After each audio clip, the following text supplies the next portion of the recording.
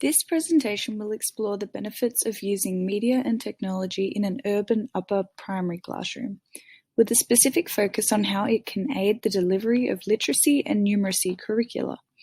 This will be achieved through first looking at what a media and technology approach entails, the theoretical underpinnings, why it's necessary, and how it can be implemented.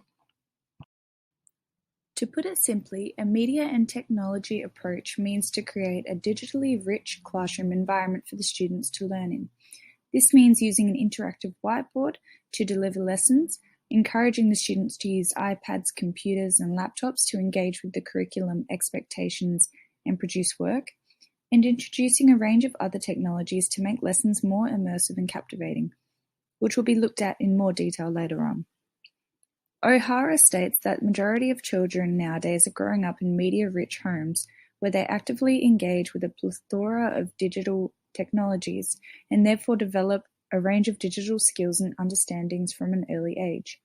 Various studies have shown that interactive digital technologies have resulted in improvements in transferable skills such as planning, problem-solving, thinking and reasoning, and collaboration.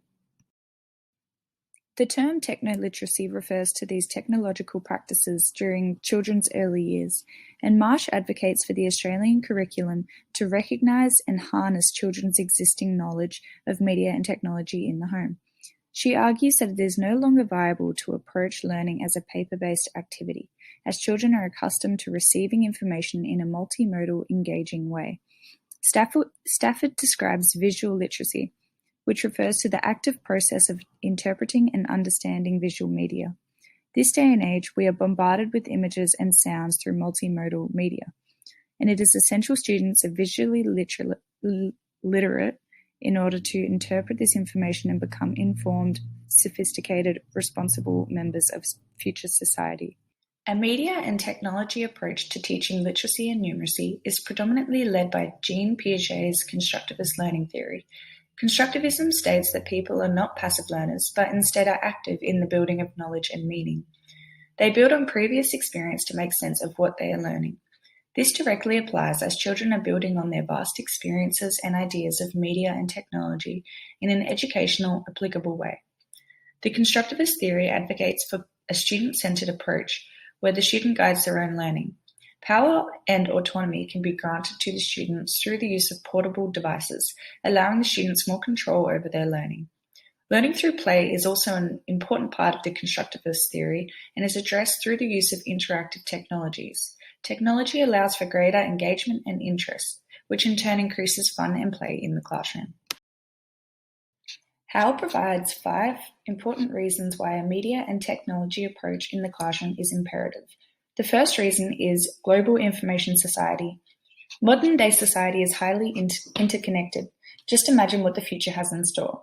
Information and communication are no longer restricted by boundaries. Valued skills and professions are rapidly changing due to the advancement of technologies and machines.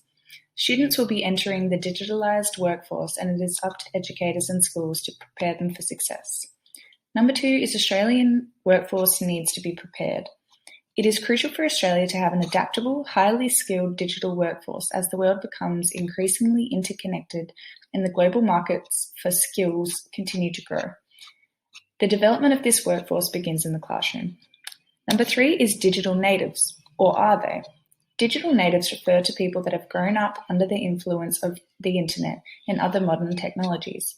People often assume that due to people growing up immersed in technologies, they will be fluent in using them in an educational or professional way. Students have lower levels of skills than expected. This is primarily due to the digital technologies they have used being of a recreational nature. Since Australia requires a digital workforce, it is important that students develop these skills in an academic setting. Number 4 is engaging and motivating. Students enjoy using technology and find completing tasks using technology more engaging and motivating, improving their relationship with school and learning. Number 5 is lifelong learning. Nowadays, the aim of education has become about ensuring that students develop skills to engage with learning across their lifetime. Digital technologies can be utilized to engage students in lifelong learning. On top of those 5 points, using media and technology to teach literacy and numeracy in the upper primary classroom also allows for collaboration and supports diverse learners. Dinham emphasises that media arts have endless opportunities for students to collaborate and work in groups. This allows for both knowledge sharing and peer-to-peer learning to occur.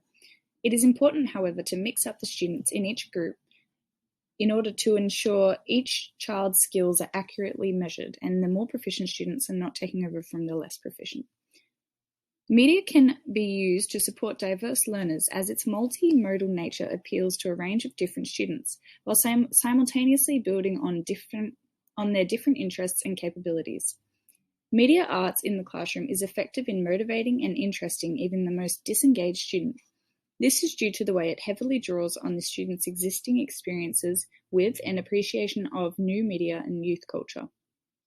Media and technologies can also assist students with difficulties communicating in the traditional forms of literacy through providing alternative methods of expressing themselves.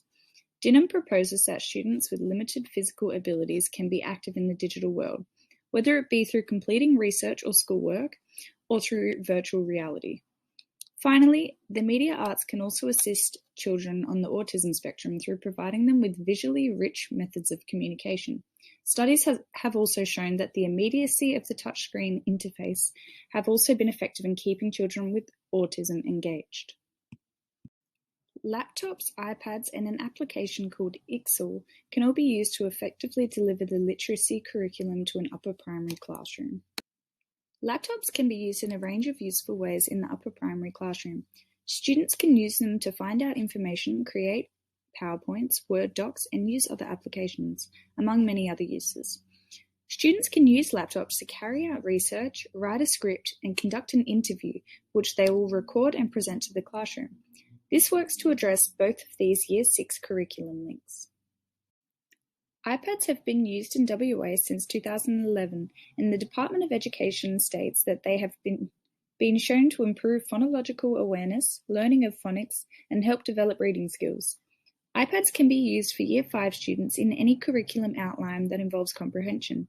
They could be used for this curriculum link, shown, to allow the students to research and find a variety of sources, while also allowing them to analyze and link the information using a PowerPoint software. Laptops, iPads, or computers could all be used to access applications such as ICSL. ICSL is a personalized learning application that is suited to the user's needs and provides them with an immersive experience, while also directly addressing the curriculum. For example, there is a range of activities that are focused around investigating complex sentence structures, addressing the provided curriculum link. Media and technology can be implemented in teaching numeracy in a range of ways. 3 examples include a program called Mathletics, using digital cameras, and interactive whiteboards. Mathletics is a fun, interactive mathematics program where students complete work based on their age group and capabilities. Mathletics provides a detailed workbook that states which curriculum descriptions are being targeted for each year level and how the program targets them. For example, Mathletics has an activity called Find the Probability that develops the students' understandings of statistics and probability, targeting these 2 curriculum outcomes. Maria Northcote suggests using digital cameras when teaching numeracy. She emphasizes their ability to facilitate learning processes as well as the production of learning products. The students could use cameras to take photos that explore and represent the concepts of symmetry, reflections, and rotations of 2D shapes, as described by the Year 5 curriculum link. Interactive whiteboards have a wide range of ICT abilities and are especially useful when teaching numeracy. The educator can quickly move between a calculator, mathematics programs, drawings, visual representations, real-life examples, and a simple whiteboard. An interactive whiteboard could be used to address the 2 curriculum links shown here. For the first one, they could be used to explore and create graphs as a class or on the board. For the second one, the teacher could create a number line and ask students to drag and drop common unit fractions on it, comparing and ordering them. In conclusion, it is up to the educators to embrace media and technology in the classroom, or as Howe states, become an e-moderator alongside technology. This will give their students the best possible chance to succeed in the digitalized future.